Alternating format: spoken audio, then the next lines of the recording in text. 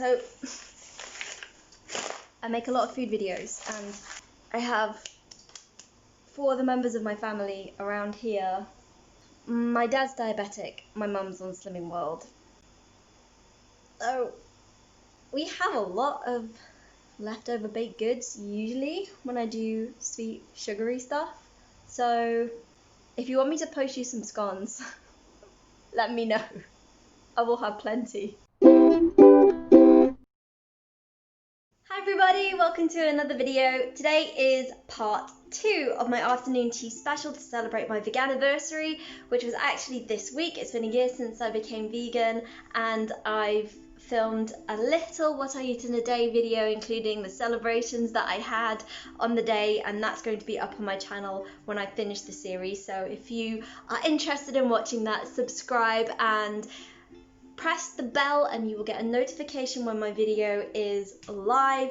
But I think you're really going to want to see it. My family went all out and it was pretty freaking cute what they did for me for my veganiversary. It was really a proper celebration. So I really recommend that you jump on board with my videos and come along with the rest of my journey into the future. If you haven't subscribed yet and you're not a regular viewer, then I would recommend you do that because it's going to be pretty fun.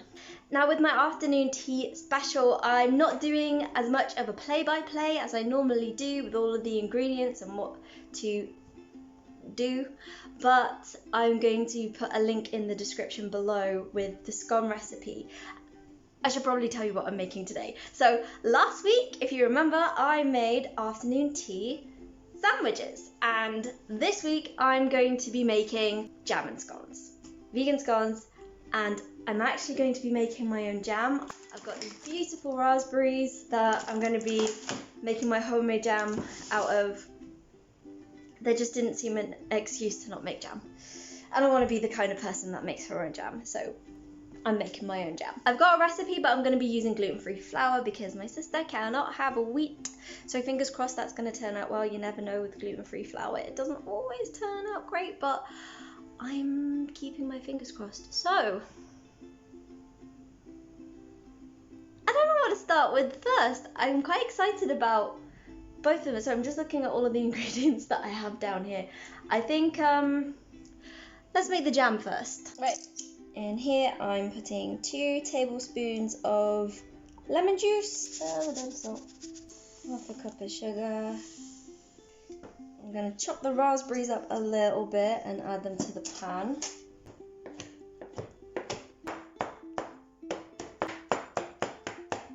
Okay, that's probably mashed a lot more than I should have done for the recipe, but it's going to get mashed at some point along the way.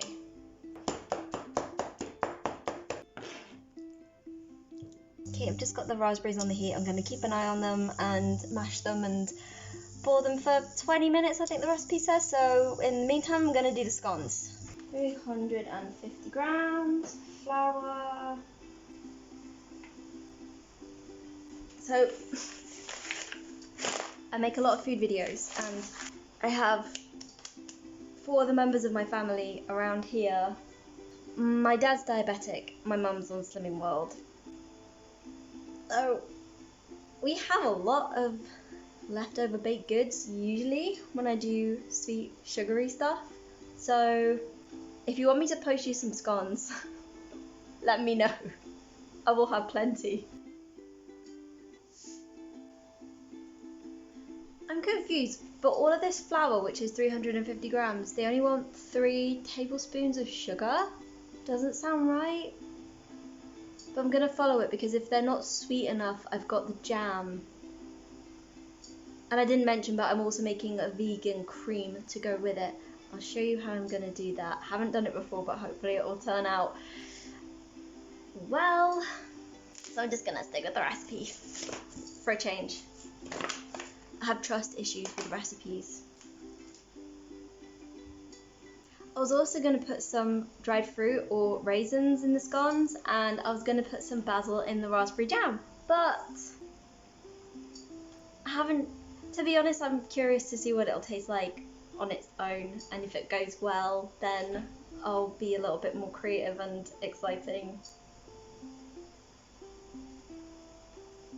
I'm sure it will be nice, but if I add raisins, I'll just be adding more sugar, and it doesn't need more sugar.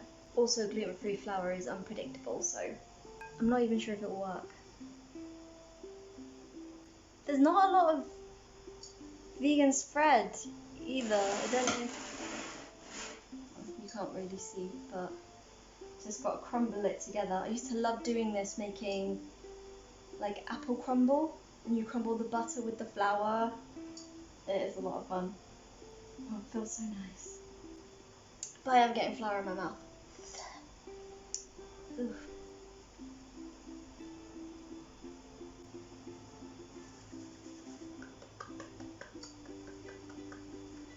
Time to add the soy milk.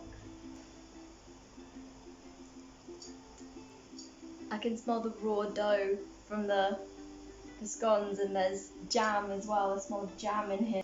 This is probably the most wholesome smelling kitchen in the whole of England right now. That looks good. Should I taste it? I don't know why I'm asking you. I'm going to do it anyway.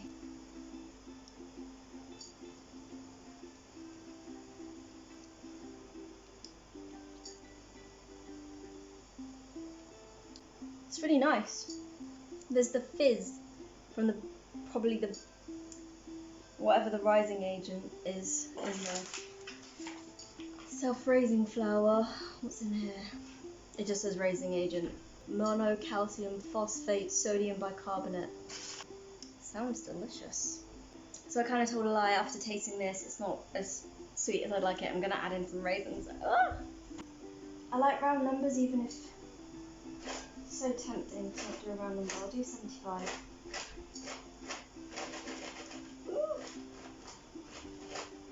Come on. Perfect. 75. Careful not to mix it too much. It is flour and dough, and actually it's gluten free, so it's not going to be as susceptible to going wrong as gluten. If you play around with gluten dough, regular flour dough too much, then you can overwork the gluten and bad things can happen. I learned that from Bake Off. It's so delicate, like a baby. Speaking of babies, in less than 2 weeks' time, I'm going to be going and meeting my nephew for the first time. I think I definitely mentioned in a past video, because I was super excited and I couldn't keep it to myself, that my sister had a baby. That was 2 months ago and I still haven't seen the little pumpkin. I'm beyond excited. He's going to be squished and cheek pinched, and poor kid won't know what's hit him. So I didn't quite read the recipe properly, but it's saying once this is rolled out, to put it in the fridge and chill for half an hour. So I am going to do that, because I think they'll just go all over the place if I don't chill them. And I've already added in the raisins, so who knows how that will, what kind of spanner I've thrown in the works by doing that. I'm just going to put this on some baking paper in a baking tray and put in the fridge.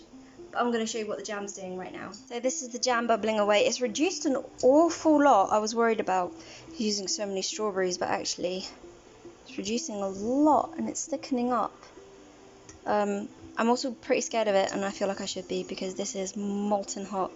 This would definitely take my skin off if I spilled it, and I have a propensity to spill things. So I'm going to leave this for a little bit longer, and in half an hour I'll come back and cut the scones. These have been chilled for about 45 minutes actually, and then I had to put them in the freezer for 15 minutes. So I wanted to go by the book, seeing as I've changed so much about this recipe already. There's so much that could go wrong. So fingers crossed they turn out well. I will know in 15 minutes. Just gotta be patient. But I'm pretty scared. Please turn out well. Please be edible. I'm really wary that these seem to have turned out okay. Have a look. So, I mean, they've literally just come out of the oven, so I probably shouldn't be touching them, but there.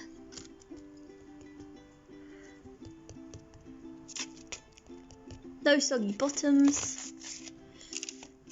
They look alright. They look alright. I don't want to lie to you, I'm trying it now. I've already tried it, but I'm going to try it on camera now. So this is a bit of scone with some of the jam. The jam is great because it's quite tart. It's really nice, tastes really like real fruit, really natural, and the scone really isn't sweet at all. Slight sweetness, but considering how sweet the jam is, and then when the cream goes on top, the cream added to this, oh, I can't wait. That's gonna taste so good. So I tried to make the cream, and usually there's a solid bit of coconut cream at the top here, and there wasn't this time, so it was all mixed up. I don't know what on earth I've created here, but it tastes disgusting. This is xanthan gum, corn flour, and icing sugar, and